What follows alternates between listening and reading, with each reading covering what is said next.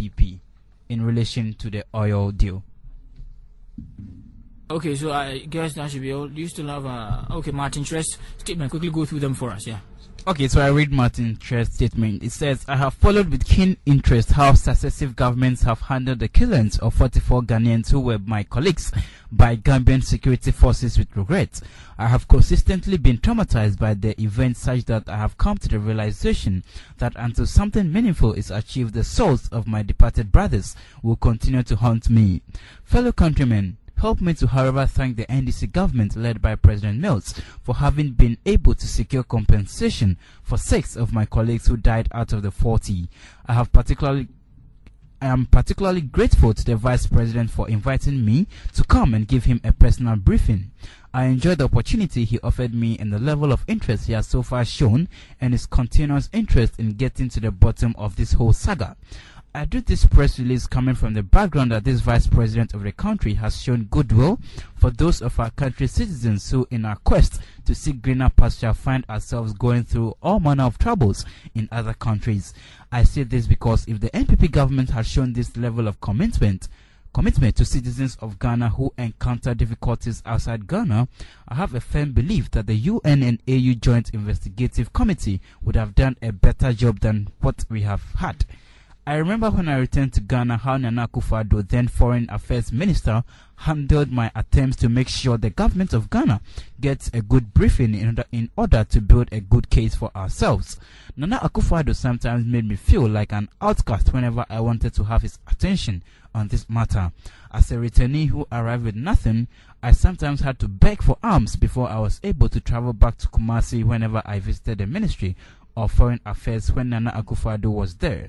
I have come to the realization that when it comes to the interest of Ghanaian nationals in other countries, the NDC and Vice President John Mahama is able to do more, and I urge him and his government to continue to press on in this Gambia issue because, as I have said severally, there were 38 Ghanaians who have died at the hands of the Gambians whose families will not get any compensation.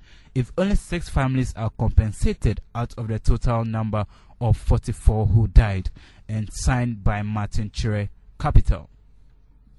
Okay, thank you very much. It's 17 minutes after 8. That's coming from David Apinga. Those were the statements from Martin-Kyere, a survivor in Gambia, where it was reported that 44 Ghanaians have died. Even though the UN ECOWAS investigative team found out only 6 had actually died. We'll get straight in a short while to Bismarck Osei-Champong and the rest of the panel here in the studios. But then John-Alan-Kyeremanteng had a press conference today and he said a lot. Let's take a listen to some of the things he was trying to put across. Of 2 sets of strategic long-term vision statements. Namely, first, to become a middle-income country by 2015, and secondly, to achieve the Millennium Development Goals also by 2015. In order to realize both sets of strategic visions, past governments and the current administration have embarked on a number of programs and interventions with various effectiveness. If and when I have the honor and privilege of serving the people of Ghana as the President of the Republic, I'll refocus the nation's efforts in different directions and different dimensions in order to meet the timelines posed by Ghana's. Well, there's a community watch on Progress 94.3. It's 19 minutes to 8. We do have online now Mr. Boabeng Asamoah. He's the spokesperson for John-Alan-Kyeremanteng. Mr. Boabeng, good evening. Thanks for joining us. Hello, Mr. Boabeng. Thanks for joining us. Yes, sir.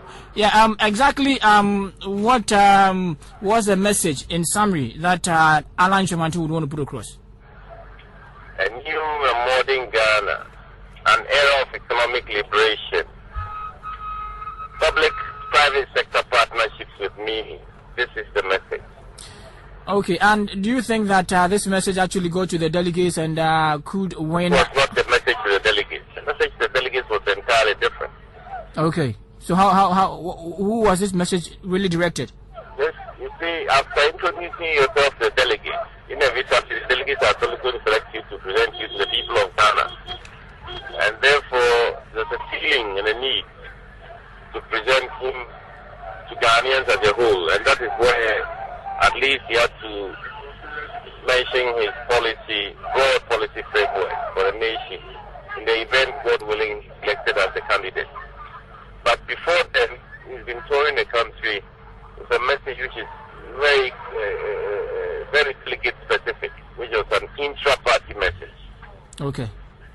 Okay, so let's look at, he mentioned specifically job creation, which seemed to be at the heart of every Ghanaian. How exactly is he going to go about that, looking at the problem of unemployment in this country? Yes, he has stated that the basis of his program is that he wants to eradicate unemployment and drastically reduce poverty. And that is why he's building on investing in the productive sectors of the economy, as well as investing in health and education and deepening governance. These are the three pillars on which his national agenda will rest. Okay. He labeled unemployment as public enemy number one. You Okay. understand? Yeah. And then labeled poverty as public enemy number two.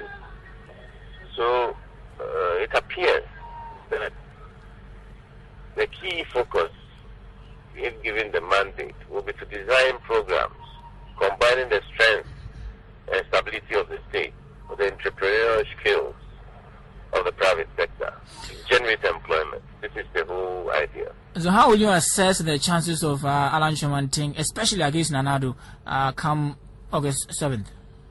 God willing, we shall win. And how sure are you, really? What exactly? How sure can you be of your question? And then what exactly? I would want to know what exactly you have seen that makes you say that you win. But what exactly can I say? Okay, but we have worked on the ground. We believe we have the support. We have our own internal mechanisms for assessment, and we believe that this time around we are very firm on the ground. And is that going to be an outright win or a runoff or something? I can't determine that. God makes leaders. Let's see what will happen. But we are definitely the front runners as I speak to you. Okay, so should Alan not win, how supporting are you going to be to any of the aspirants? Any of the others who wins will have the support of everybody else. If Alan wins, you expect the support of the other four. So if any of the other four win, they have a right to expect Alan's support. Okay, thank you very much, Mr. Boabeng Asamoah. He's the spokesperson for Alan-Kyeremanteng. For your time, it's 23 minutes after 8. It's still on Community Watch on Focus 94.3. We're trying to get to Herbert Krampa, who's also the spokesperson for nana-addo-dankwa-akuffo-addo. These are the numbers we've actually did hands on. We don't have those of the other aspirants, so forgive us if your aspirant cannot actually be reached. But what we are interested in from Herbert Krampa will be the allegations leveled against Nana-Akufo-Addo by Martin-Kyere. As Martin-Kyere says, that Nana-Akufo-Addo then Foreign Minister went to Gambia on the same issue of the 44 Ghanaians killed there some time ago. He went there when some of them were in jail, and he didn't take time enough to know whether or not they were in jail and all this. So I'll go through them with Herbert Krampa as well. We get him to answer to us what exactly transpired in Gambia and what exactly did Nana-Akufo-Addo do about them since he was the foreign minister. It's 24 minutes after 8, still on your Community Watch on Focus 94.3. The 2nd of August 2010. Bismarck Champong has joined us here in the studio, and then Nana Bafo also here with us in the studio, as well as Amponsa Mesa. Bismarck, good evening. Good evening. Nabokode. Well, to be very honest with you, in the first place, I want to tackle what Martin-Kyere, one of the survivors of the Gambian killings, was saying. Look, let me tell you one thing. In international diplomacy, when we are dealing with countries, it's not as easy as was being presented by Martin-Kyere, that Nana-Akufo-Addo, should have gone to this, should have. Look, when you are briefed by the authorities of Gambia that this and that happened I mean, we presume it to be